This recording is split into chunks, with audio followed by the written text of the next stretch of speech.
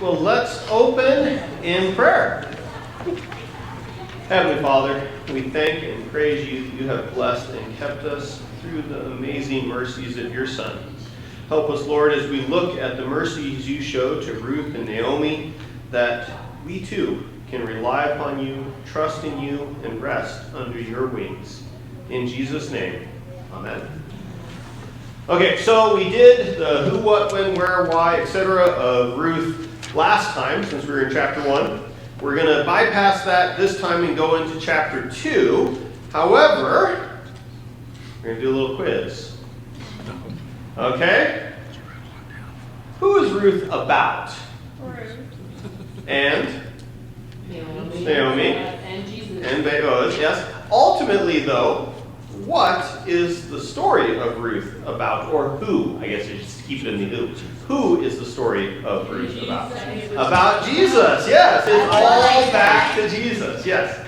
You're getting there. Yeah. Okay. Also in the who wrote Ruth? We don't know. We don't know, yeah.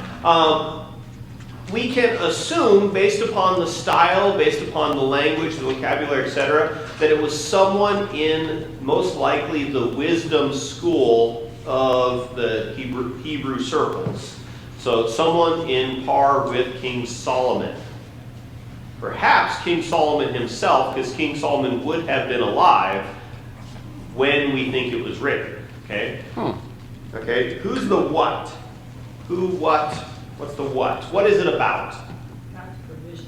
Yeah, God's provision. It's about the setting forward of the family of Christ. It's about faithfulness, right? That's the big what, is this idea of fidelity, loving kindness, faithfulness, the Hebrew word hesed. Okay? That's the what that it's about. So who, what, when? When was it? When was it written versus when is it narrated? Let's do the first one. When is it narrated? After it happened. After it happened. That's when it was written.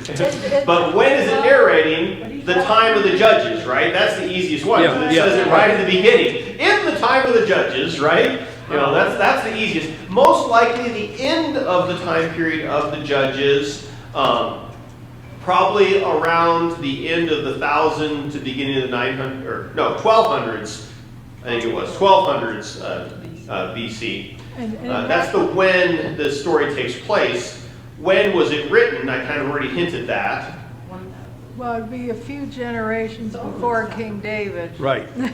Not a few generations. The end of his reign. King David was alive when it was written. Oh, when it was written. Yes, not when it happened. It takes place during the time of the judges, which was, yes, a few generations before. Yeah. When it was written, though, would have been during the time, probably the end of the period of King David's reign, probably before King Solomon took the throne. How sure are we?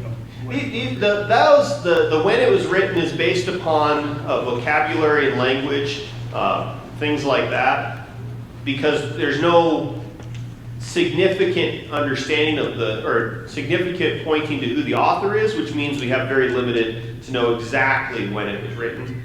That's why the when it talks about it is much easier, because it blatantly says in the time of the judges, right?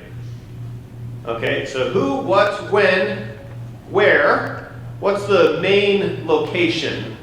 There's two locations, but one of them is mostly main. Bethlehem, correct. The other location, which we're just briefly glimpsing, is the land of Moab. Yeah. Not here in Utah. Southeast of Israel. Okay? Not about an hour. All right. Who, what, when, where. What about the why? I guess we kind of covered that in the what. Yeah, the what and the why. Again, that hesed, that faithfulness, the loving kindness, pointing us to God's fulfillment in David and the Messiah. Right? Okay. Chapter 2 now. In chapter 2, Ruth works to provide food for herself and her mother-in-law by gleaning grain behind the workers who were harvesting barley. Biblical law designated the gleanings to provide for the poor, including orphans and widows. Ruth chooses to work in a field that happens to be owned by Boaz, a close relative of Naomi's husband, Elimelech. Boaz takes notice of Ruth and shows exceptional kindness toward her, advising her to work only in his fields. He shows concern for her safety and quietly advises his workers to make sure Ruth is able to gather a significant amount of grain. Okay. Any questions before we dive into chapter 2? All right. Now Naomi had a relative of her husband's, a worthy man of the clan of Elimelech, whose name was Boaz. And Ruth the Moabite said to Naomi, "Let me go to the field and glean among the ears of grain after him in whose sight I shall find favor." And she said to her, "Go, my daughter." So she set out and went and gleaned in the field after the reapers. And she happened to come to the part of the field belonging to Boaz, who was of the clan of Elimelech. And behold, Boaz came from Bethlehem. And he said to the reapers, "The Lord be with you." And they answered, "The Lord bless you." Then Boaz said to his young men, who was in charge of the reapers, "Whose young woman is this?" And the servant who was in charge of the reapers answered, "She is the young Moabite woman who came back with Naomi from the country of Moab." She said, "Please let me glean and gather among the sheaves after the reapers." So she came, and she has continued from early morning until now, except for a short rest. Then Boaz said to Ruth, "Now listen, my daughter, do not go to glean in another field or leave this one, but keep close to my young women. Let your eyes be on the field that they have reaping, and go after them. Have I not charged the young men not to touch you? And when you are thirsty, go to the vessels and drink what the women have drawn, what the young men have drawn." Then she fell on her face, bowing to the ground, and said to him, "Why have I found favor in your eyes that you should take notice of me, since I am a foreigner?" But Boaz answered her, "All that you have done for your mother-in-law since the death of your husband has been fully told to me, and how you left your father and mother and your native land and came to a people that you did not know before. The Lord repay you for what you have done, and a full reward be given you by the Lord, the God of Israel, under whose wings you have come to take refuge." Then she said, "I have found favor in your eyes, my Lord, for you have comforted me and spoken kindly to your servant, though I am not one of your servants." And at mealtime, Boaz said to her, "Come here and eat some bread and dip your morsel in the wine." So she sat beside the reapers, and he passed to her roasted grain, and she ate until she was satisfied, and she had some left over. When she rose to glean, Boaz instructed his young men, saying, "Let her glean even among the sheaves, and do not reproach her. And also pull out some from the bundles for her, and leave it for her to glean, and do not rebuke her." So she gleaned in the field until evening. Then she beat out what she had gleaned, and it was about an ephah of barley. And she took it up and went into the city. Her mother-in-law saw what she had gleaned. She also brought it out and gave her what food she had left over from after being satisfied. And her mother-in-law said to her, "Where did you glean today? And where have you worked? Blessed be the man who took notice of you." So she told her mother-in-law with whom she had worked and said, "The man's name with whom I work today is Boaz." And Naomi said to her daughter-in-law, "May he be blessed by the Lord, whose kindness has not forsaken the living or the dead." Naomi also said to her, "The man is a close relative of ours, one of our redeemers." And Ruth the Moabite said, "Besides, he said to me, 'You shall keep close by my young men until they have finished all my harvest.'" And Naomi said to Ruth, her daughter-in-law, "It is good, my daughter, that you go out with his young women, lest in another field you be assaulted." So she kept close to the young women of Boaz, gleaning until the end of the barley and wheat harvest. And she lived with her mother-in-law. Okay. Thoughts, questions, comments? I just wanted to know, what does it mean, one of our redeemers? Well, we're going to get more into that next chapter, but in general, the redeemer is the person who would be your legal representative, the redemption of land, representation in court, things like that. Yeah. I think that he really had a thing for her from the very beginning. Really had a thing for her, okay? But he noticing first her very noble qualities. Noble I don't qualities, think he yeah. would have Yeah. much unless she'd done that. People are For Naomi. That's one of his he's a kinsman redeemer. There you He's a go, kinsman down redeemer, good yeah. looks. And what hopes? People have been been talking about her in the community, so everyone knew. Yeah, who notice she was that and where she came all the worker, the harvester told Boaz was, oh yeah, this is that Moabite is Naomi's daughter-in-law or whatever, right? And then Boaz had already filled in the rest of the stories, right? He'd already heard the rest, right? Yeah, right. Yeah. People have been talking about her. How common was it for the Moabites were not Jewish people? No. Are they a different race, I guess? Yeah, They are descendants of Lot's daughters. one daughter, Yeah, his incestuous daughters. And Yeah. so was there a lot of this kind of people, visitors, strangers in the country who weren't think Jewish? so. Were they all over the place? No, not at least not near Bethlehem. If you go further, closer to Moab, there'd be more within the territory. You have interactions, but the Israelites were supposed to avoid the Moabites, So she was especially the Moabite women. So she was a stand-up. Yeah. She was somebody that people know. Oh, yeah, her. The main two Moabite stories we get from the time period of the Exodus, when the Israelites are coming through here. The first one everyone loves because it's got a talking donkey. Balaam's donkey, that one where he's meant to go curse the Israelites and instead he blesses them. Well, Balaam is a Moabite, and the kings of Moab are the ones that hire him to curse Israel. He doesn't, he blesses them. But we're then later told in the book of Numbers that Balaam is the one who brings a bunch of Moabite women up into the Israelite camp, seducing them and getting them to follow Baal of Peor and not Yahweh, and creating it seems to be some sort of plague.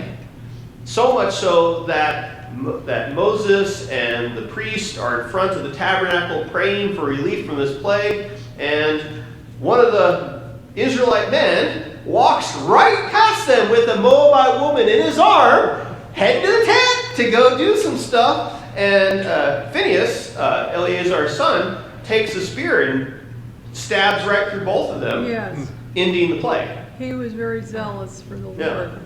Was Yeah. considered righteous. Yeah. So there's some history, right? And it's not necessarily good history. For a Moabite, at least for a Moabite man to join the assembly of Israel, they said not until the 10th generation. Wow. So they had to live there a long time. Yeah. But she was kind of a standout because she left her gods and everything and clung to Naomi. Yeah, and here's the weird one, which really makes no sense to me. The women were forbidden to marry Moabite men, but despite the sin being one of the women in Israel, the Israelite men weren't technically forbidden from marrying Moabite women, which is exactly how Ruth got her original husband, right? Yeah. Israelite man went down to Moab and married her. Yeah. Which is real, I don't know why that's not a strict prohibition, but yeah. Well, then, I always thought Naomi was married to a Moabite. No, Naomi was married to Elimelech Then how did He's they end up Israelite. in Moab? because Elimelech sold his land during a time of famine, and him and Naomi went down to Moab. They had their 2 sons. I don't remember if it said if they had them down there or if they brought them with them. He sold his land. I thought he just. It's assumed because the He was redemption of the well. land is what we talked about in chapter 3. Oh, okay. Yeah, Oh, yeah. It's because he was starving. The reason I think he had the sons before they went. I can't remember now. But anyway, and so then the husband and the 2 sons died while they were in Moab. Yeah. But the reason why the Moabites were on the no-no list is because of their idolatry. Yeah, that's the key thing, is the idolatry. And what does Ruth set herself apart from? that. I'm going to follow you and your gods and your people, right? Yeah. That might have Her also been, fidelity, faithfulness to her mother-in-law, right? That's the thing that's highlighted. that Yeah. might have also made her a standout in a good way, Well, yeah. because she had sort of like changed faith and adopted their faith. Well, yeah, very good way. I mean, you look at Boaz's description, like, wow, look at this is all that you've done. This is incredible, right? Okay. Okay, so now let's dive in, and we'll clarify some of the things we just talked about, but we'll dive in to get to that. We start off in verse 1. It calls him a worthy man. Okay, this is a term that's used for about four typical things. One means that they're a property owner who were wealthy enough that they could arm and provide for himself a military protection. That could be very true, especially in the time of Judges where there was no king and everyone just kind of did whatever they wanted to, and you had all these raiders coming through the land all the time, right? That could be what we're talking about here. It could be that the person themselves is a warrior. It could mean that they're just a man of good material wealth. It also, and this is where I think the story goes contextually with this one, a man of honor and social esteem, possibly gained through diligence. The reason I say that is because notice how he interacts with the workers. Notice how he'll interact next chapter with the town council, essentially, the elders and stuff. He's definitely someone that there's an esteem, there's a recognition, there's a, this is a good guy. Like he's got his stuff together. Okay? NIV calls him a man of standing. Man of standing, yes. A worthy man, a man of standing, yes. Notice, though, every single one of these imply that he's a man who can provide protection. Yeah. Well, he talks about protection and tells Ruth to just stick with my folks here. So, in other words, we're right from the beginning, even before Boaz and Ruth meet, we're already given the hint that, hey, they've got a bitter Naomi, a Moabite daughter-in-law who has literal no standing at anything, and in walks this man of protection, right? And so you're hinted, you're foreshadowed at, oh, okay, something's going to happen here. This is a good thing. In fact, we're told about that before we even get into their introduction, right? Okay? Oh, and then we're also hinted at the fact that he's of the clan of Elimelech. In other words, Naomi's husband, this is a close relative to him. Was Naomi's husband named Elimelech? Yes, Elimelech. So he was like a bigwig. Well, not necessarily bigwig. He was part of the ancestral inheritance, and so he had inheritance. He had clan holdings and things like that, yes. But it never gives us any indication that he was some tribal leader or anything like that. But he was of the clan that... Yeah. Not the founder. It doesn't necessarily mean he's the founder. He's of the same clan, not the name of the clan. Does that make sense? They like the name of the clan, so they name him. The bigger thing for me and why they even give us his name is, what does the name means? It means, my God is king. Yeah. We start with Elimelech, my God is king, and the last word in the book of Ruth is David. So it's like, Foreshadowing. Yeah, foreshadowing. Okay.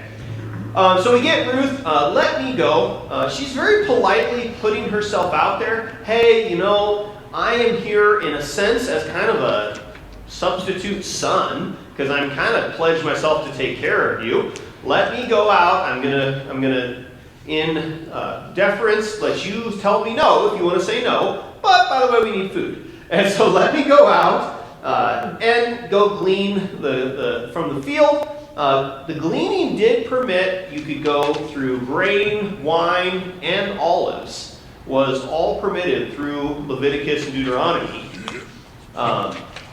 However, it permitted for sojourners, not foreigners.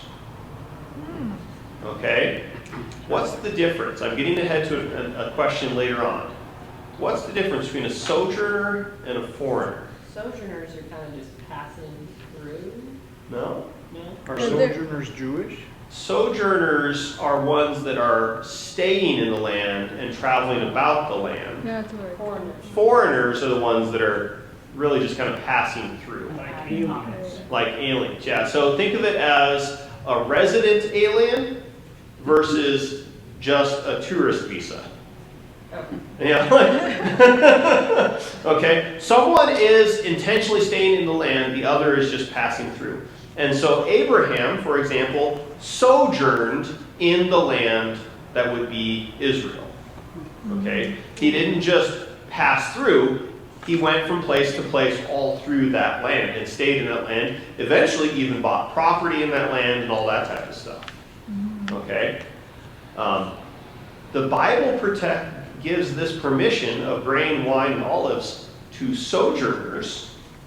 It does not give it to foreigners.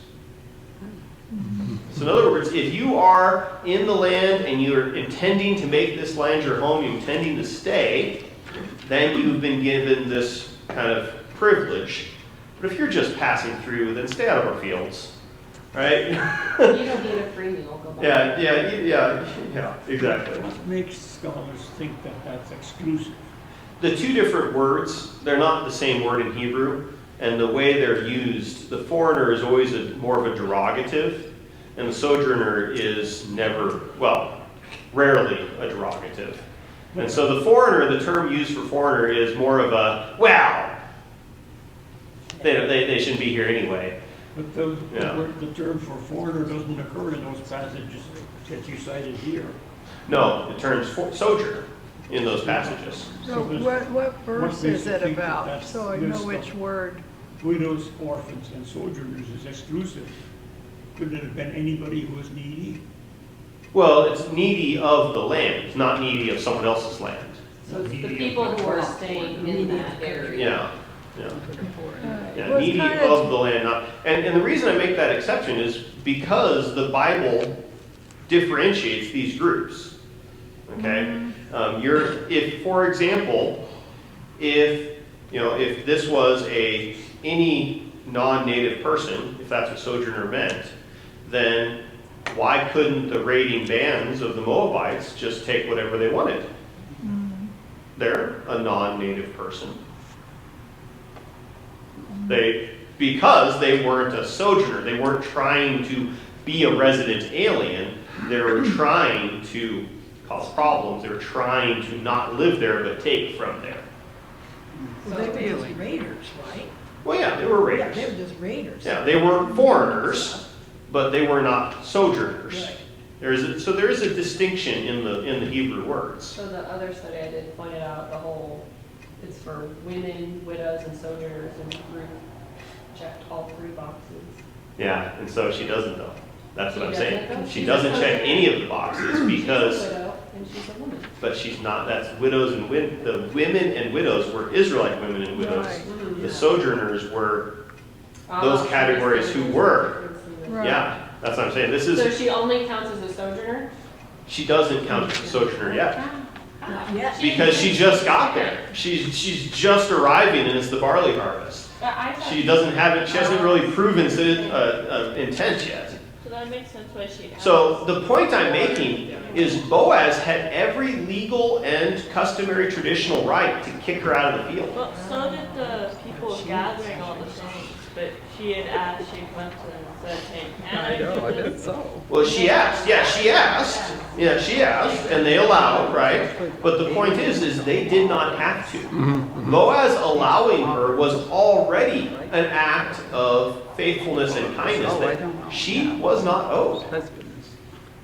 Okay. Now, later on, would she be termed a sojourner? Yes, because she's been there, she's shown intent to stay, etc., like that. But we're just talking right off the bat here. Yeah. They arrived, and it was the time of the barley harvest. It tells us in chapter 1, right? Yeah. Okay. I'm thinking it's kind of like Jesus and Boaz in a way being like that he wasn't going by the letter of the law, he's going by the spirit of it, and that, she was helped, because of Naomi, she kind of had it in. So that's the key distinction there, what she said there. Not going by the letter of the law, but Boaz was going by the spirit of the law, which is what you guys are focusing on. Well, this is meant to be yes, the spirit of the law implies that, but by letter of the law, he had no legal or traditional custom right to allow her to do this. He also wasn't forbidden. Yeah, he could be generous, But the focus, though, changes the story from one of obligation to one of kindness and generosity. That's the difference. Yeah. So a sojourner is not a native, but a settled there. Correct. Yeah, so a sojourner is not a native, but someone who is settling there, who is staying there, who's intending to be there. Yes. She's already made that known that that's her plan. They all know that's her Well, yeah, plan. and I think that yes, eventually she would be, but Consider that. we're just this isn't yet, is my point. In fact, the exact opposite is known yet. She's the Moabitess. Oh, by the way, Ruth the Moabitess. What's the most common word describing Ruth in the book of Ruth? It's Moabitess. That's the focus, that's the emphasis, is that she is the foreigner, and she herself calls herself a foreigner when she compares to what Boaz has done for her, which is what we're going to get to here in a second. She knows this. She knows that she doesn't have to do this. So then from the get-go, Boaz is being kind to her, he would have had it back. Exactly. And that's why I want to highlight this, is because the whole point of her, flabbergasted statement to Boaz is because she was not expecting this. She was expecting to be kicked to the curb 5 or 6 times before she found someone who was kind enough, and here it is. She happens upon his field, right? It was a God thing. Yeah, well, yeah, again, it's a God thing. This is providence working through here. Okay? All right, so verse 3. So she set out and went and gleaned in the field after the reapers, and she happened to come to the part of the field belonging to Boaz, who was of the clan of Elimelech. Okay? When it says the part of the field, you have to remember they didn't have the boundaries like we're obsessed with nowadays. If an area of land perhaps had multiple multiple inheritors, well, that wasn't divided out. It was, okay, well, I know that this portion of the crop is mine, that portion of the crop is yours, that portion of the crop is yours, etc. Okay? And so it wasn't like they put up fences like we do nowadays. Okay? Notice the unnamed yet assumed action of God here. Yes. Happened upon. That's what I was. Yeah, okay? Think about how that happened upon strikes someone who's an unbeliever versus when they read that happened upon strikes a believer. Notice the difference. Yeah. Oh, well, it's just chance. What are we getting? What are we so up in arms about? What? Who cares? Like, this shit could have happened upon anyone. But a believer sees God here. A believer hears, all right, here's providence. Here's it's happening. God's in control. Yeah. Okay. What's really fascinating, fast forward through the entire story of Ruth and her relationship to Boaz and even her children. And Boaz and Ruth and Naomi, not a single one of them actually knew about the providence God was directing there. Mm-mm. Because you got, 3 or 4 generations before David's even born. Mm-hmm. Yeah. Like, the entire story happens, and none of the characters had any clue how providential this chance happening into a field really was. Hindsight. Yeah. It happens to us nowadays too.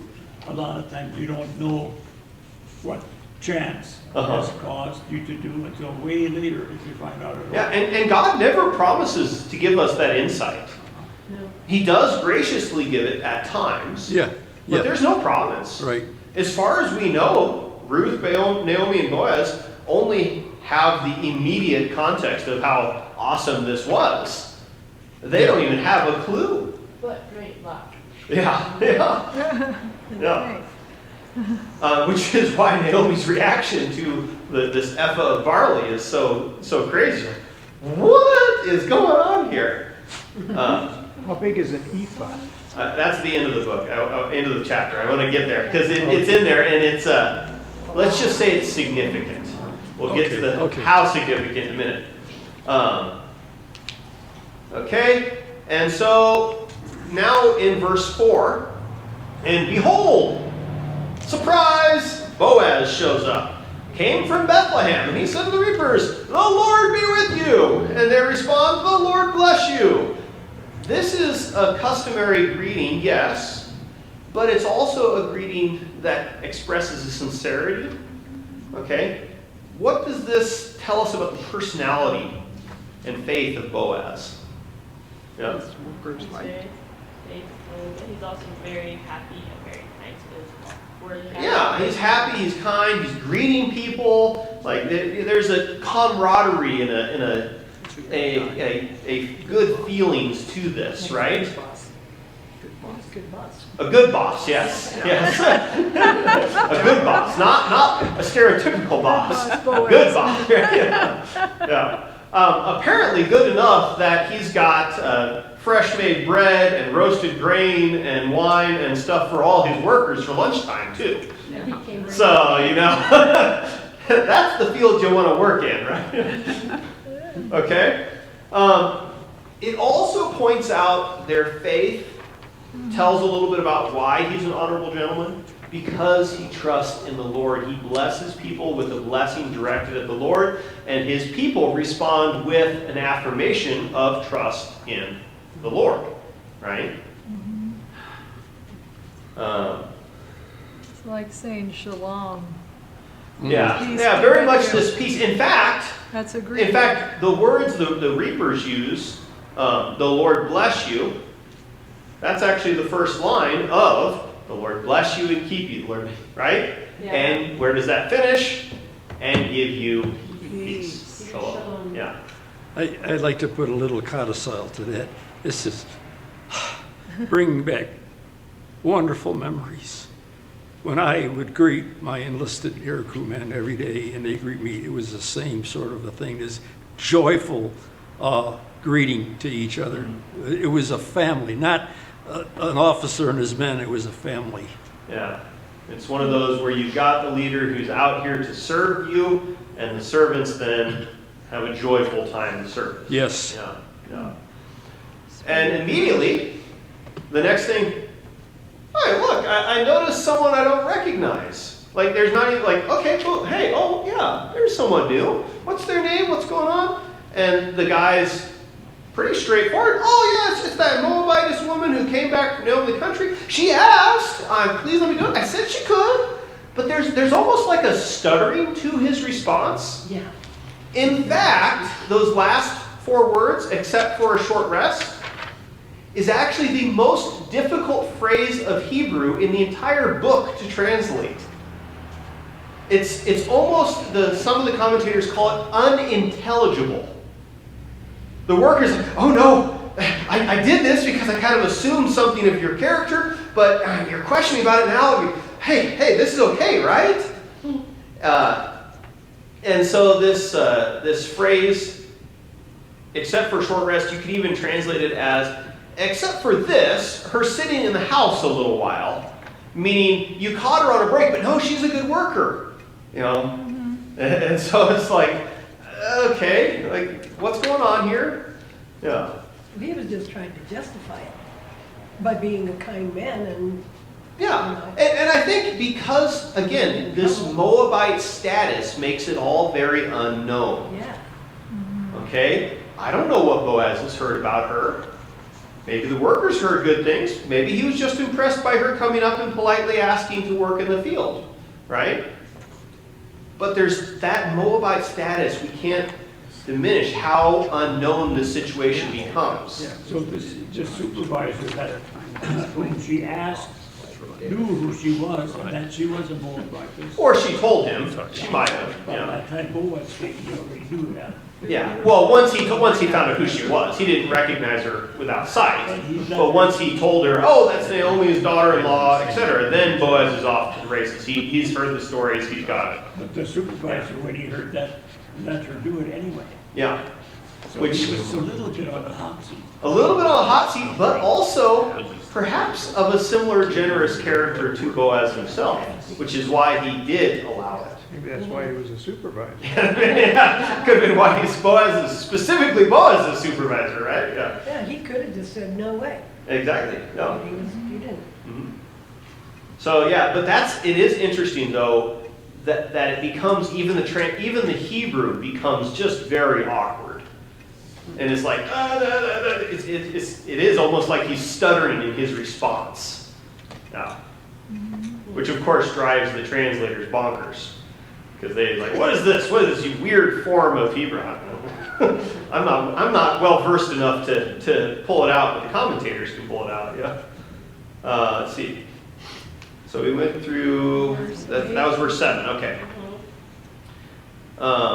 Then Boaz goes to Ruth and immediately says, hey, here's your permission. Feel the full thing. Now listen, my daughter, do not glean in another field or leave this one, but keep close to my young women. Let your eyes be on the field they are reaping and go after them.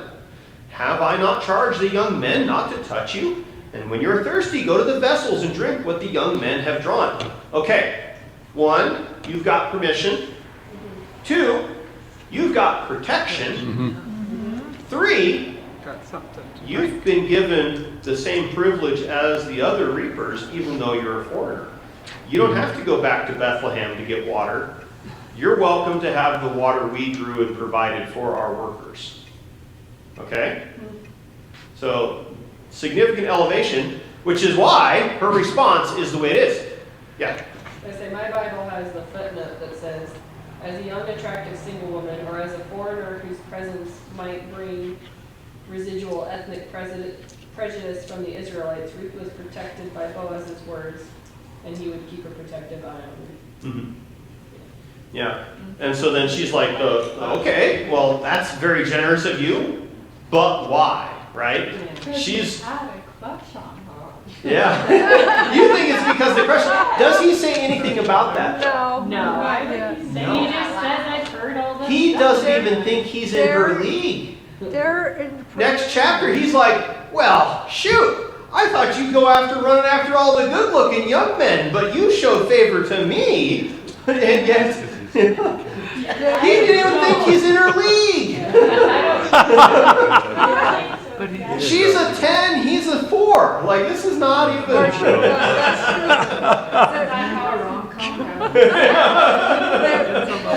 They're in the getting to know you, getting to know all about you stage.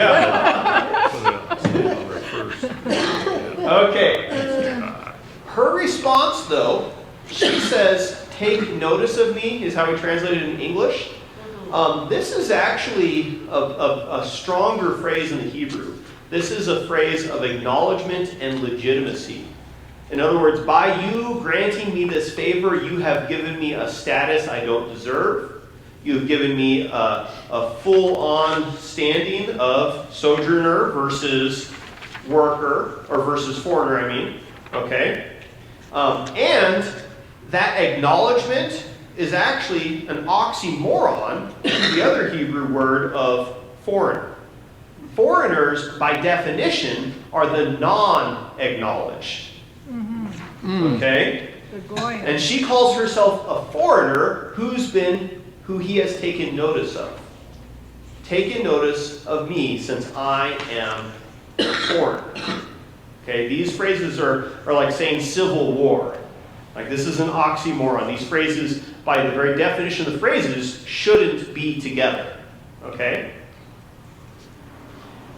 We already covered the question then that I had for verse 10. What's the difference between a foreigner and a sojourner?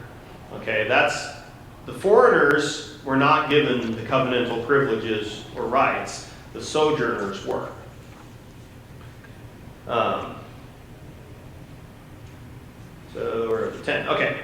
But Boaz answered her, oh, because you're so pretty. I just couldn't get over your lustrous locks and your hair and your twin gazelles on your... No. Did he do any of that? No. Your neck like a tower? No. None of King Solomon's lovely pickup lines? No. What does he highlight? You helped her. He's attracted by her beautiful kindness. Okay, yeah. No, but he does. He goes to your faithfulness, your hesed, your fidelity, right? That's where he focuses. All that you have done for your mother-in-law since the death of your husband has been fully told to me. and how you left your father, your mother, your native land. I can't believe you would do that, and came to a people that you did not know before. The Lord repay you for what you have done, and a full reward given you by the Lord, the God of Israel, under whose wings you have come to take refuge.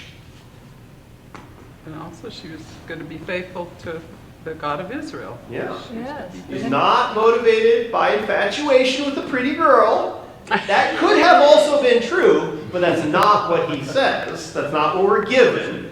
Okay? And he was gonna help her, he wants the Lord repair, he's gonna start having her have the full reward. Yeah. And so he's God impressed by her faith to the Lord, faith in the Lord. It's all this faithfulness. How does this kind of blessing that he says, the Lord repay you, how does that contrast with what Ruth was saying at the end of chapter 1? Naomi was saying at the end of chapter 1. She didn't get a reward. She wasn't looking for a reward. She came back empty, God took everything. Yeah, verses 20 through 21. Don't call me pleasant, call me bitter.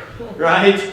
As I am bitter, I left full and now I am empty. Right? Whereas he's like, look, you came and you've done all this for me. Help me. Yeah. And empty versus full. Boaz is saying, hey, the Lord bring fullness, right? Makes you wonder if he heard Naomi's bitter complaint or not. But Karen. You have Naomi's bitter heart, and Ruth has a surrendered heart. Yeah, she's got a surrendered heart. She has basically said, I'm emptying myself so that God can provide, right? I'm not relying upon myself. I'm a foreigner. Why are you showing... I'm just a foreigner. Why are you showing kindness to a foreigner? Right? I'm just a daughter-in-law. I'm not even a son. She is empty, and you're right. And the dramatic reversal comes here at the end for Naomi, right? And she realizes what God started to do, right? Okay? This is a dramatic irony. Emptiness versus fullness, comparing the people surrounding Ruth. I got ahead. I moved my computer now. I lost where it was. Verse 13, yeah. I have found favor in your eyes, my Lord, for you have comforted me and spoken kindly to your servant, though I am not one of your servants. In other words, you've treated me like a servant, yet I'm not one of your servants. What is the very next thing that happens, though? Does he treat her like a servant? He treats her like family. Hey, come sit at the table. Here's the family meal. Here's the roasted grain. Oh, I take the leftovers,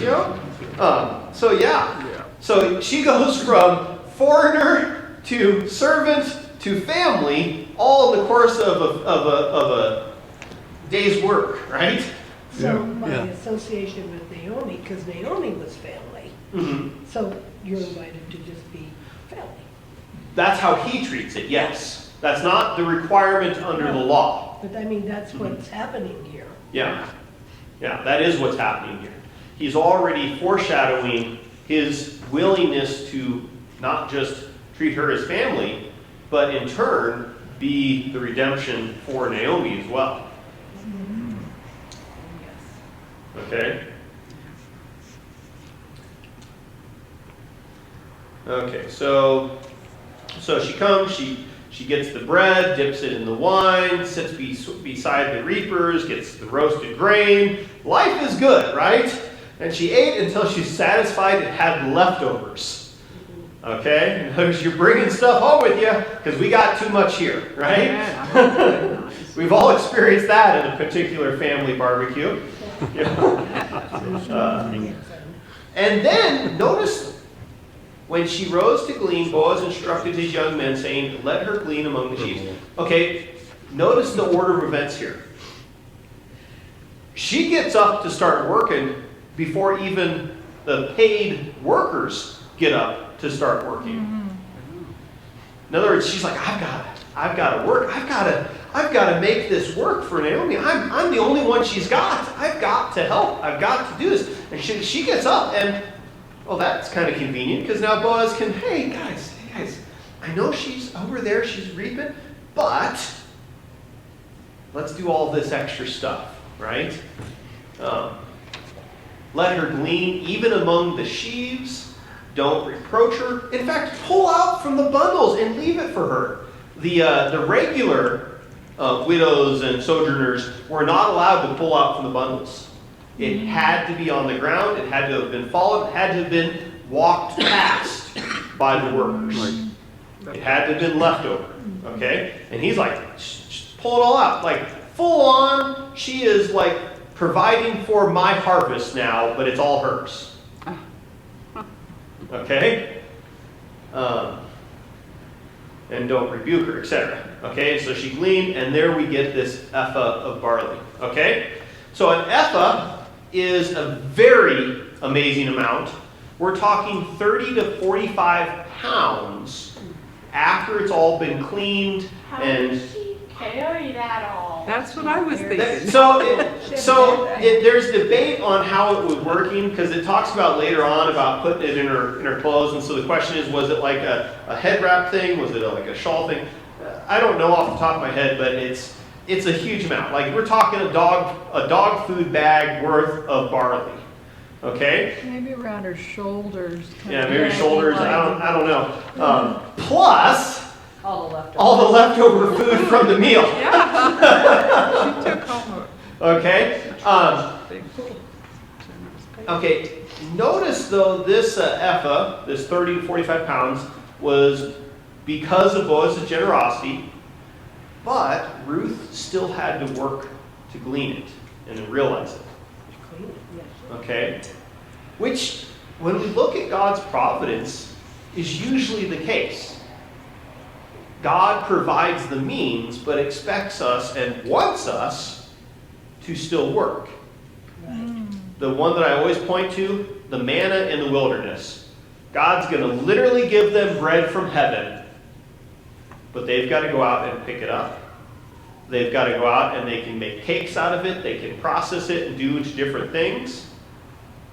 But yet it's literal bread from heaven and not just, here's something in your fridge.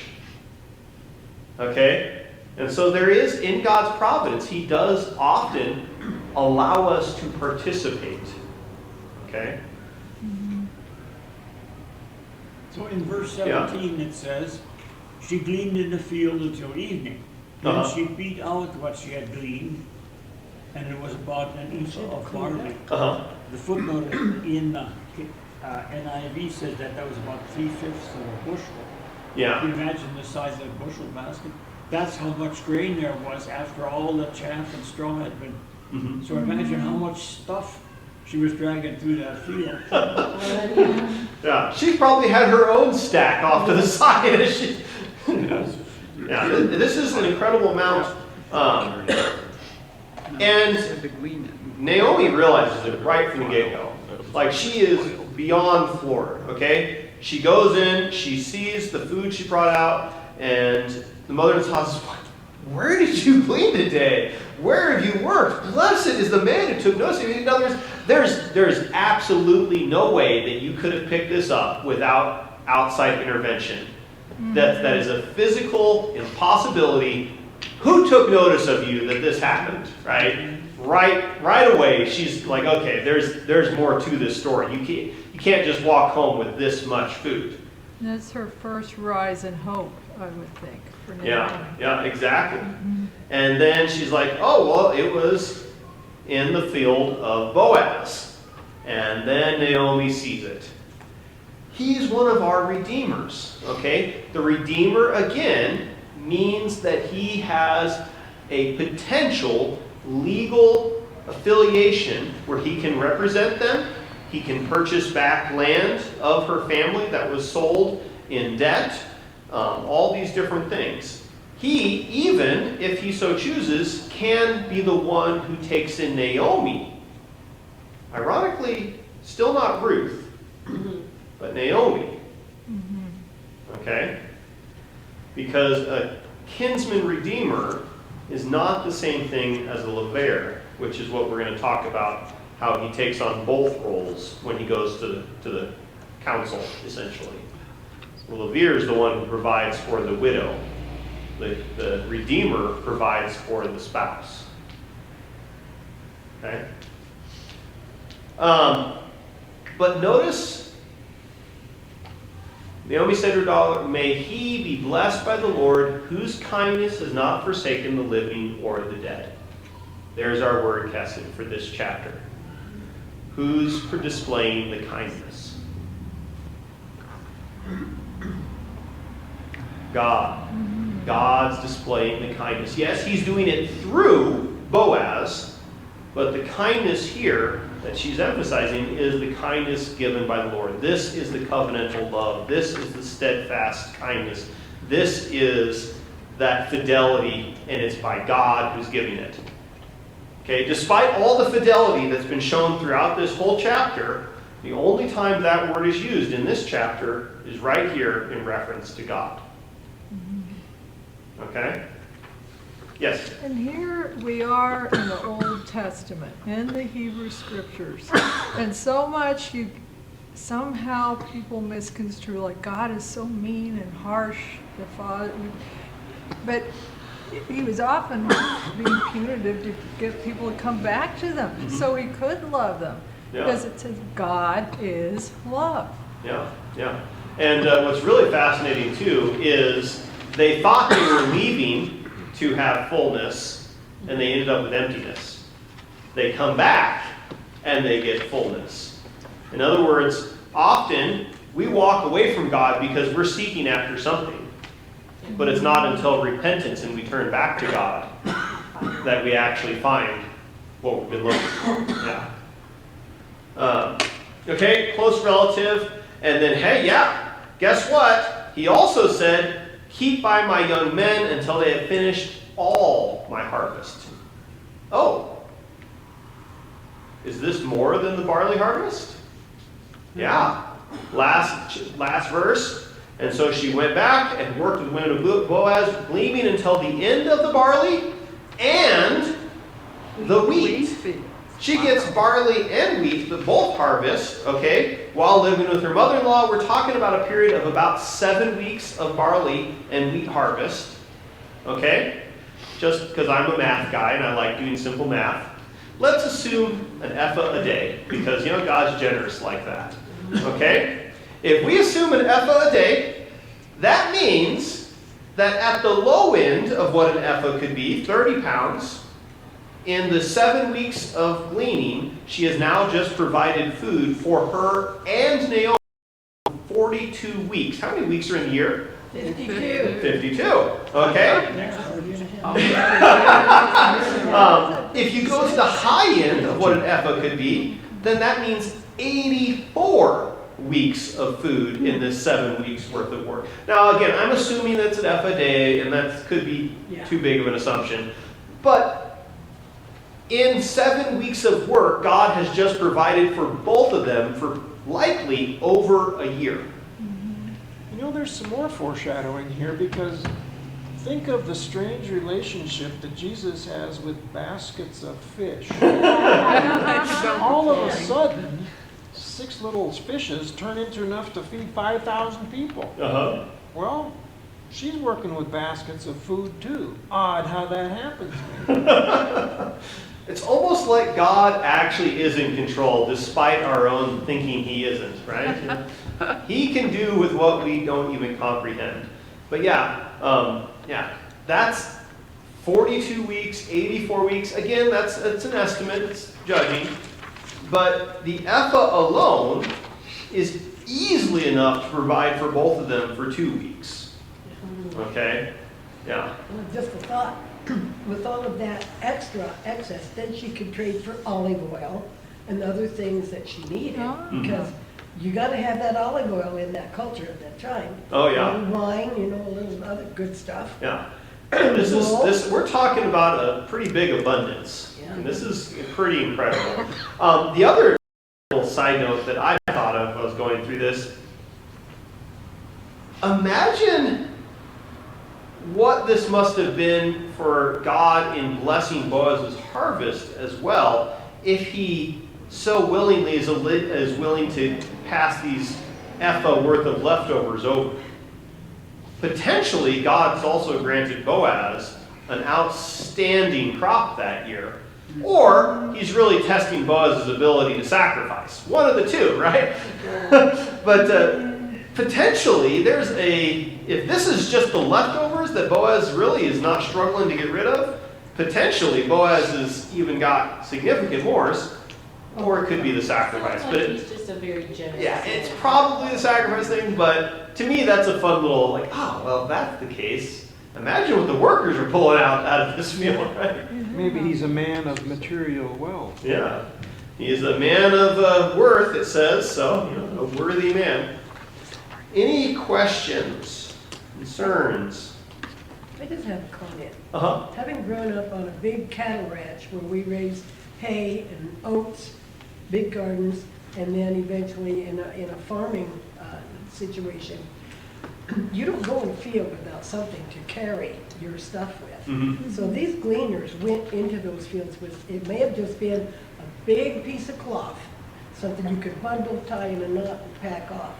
But even as a kid, I could take my t-shirt, just lift it up, and fill that thing so many with apples, it could hardly walk. So the traditional practice would be you'd have the reapers coming through doing their cutting, another group of men behind them bundling it up, tying it up, putting it on their shoulders and walking it out. Yeah. Then you would have the women behind the men that would come up picking the stuff that falls out and hits the ground. And then also you get, again, the sojourners and these the women were needy. the widows of the. Yeah. And you have to take. Well, So any woman whose part could glean as well. So like even if the workers, the women he's talking about here appear to be part of the working brigade. So the working crew, probably the wives of the men would be my guess. Okay. You've got the cutting, the bundling, the picking up, and following behind the picking up is, again, your additional people. And that additional pickup is where you can also get the people mixed in that aren't necessarily part of the women of Boaz's field. And apparently the crew would wander through the field and be done with it. After they were done, then those people could come and pick up whatever fell off. Yeah. And that's where the Levitical law comes in. They were not allowed to, after going through the field, come back in and check for what they left over. Yeah. That's where it was forbidden. That went to the... It could have been in years when the harvest was good, or maybe all the time, that there was always a gang of gleaners behind every harvester and reaper. Yeah. This bunch would stay on Boaz's land because that's what they were used to. Yeah. And they knew he was a good guy. Yeah. And isn't there something in the Old Testament book, to leave gleanings for the poor? Well, yeah, that's the Leviticus and Deuteronomy that we were. Okay. Yeah. The Leviticus 19, 9 through 10, Leviticus 23, 22, Deuteronomy 24, 19 through 22. That's where the law permitted it. Yeah.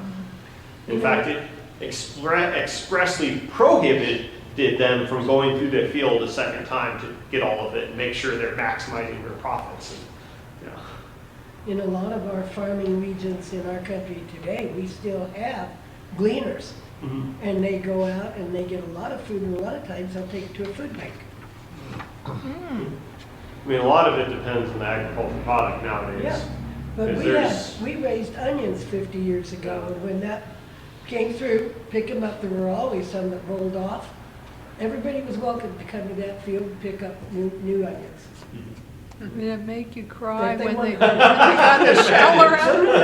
There's the shell. They have to dry. Oh, okay. You dry Okay, them, good. you lift them, and then they dry, and then you gather them, and they'll roll It's off. like the people who grow garlic and they lay it all out in their side room or their garage or whatever, and you got all that garlic sitting on tables, and boy, that whole room smells like no vampires coming there for an eternity, right?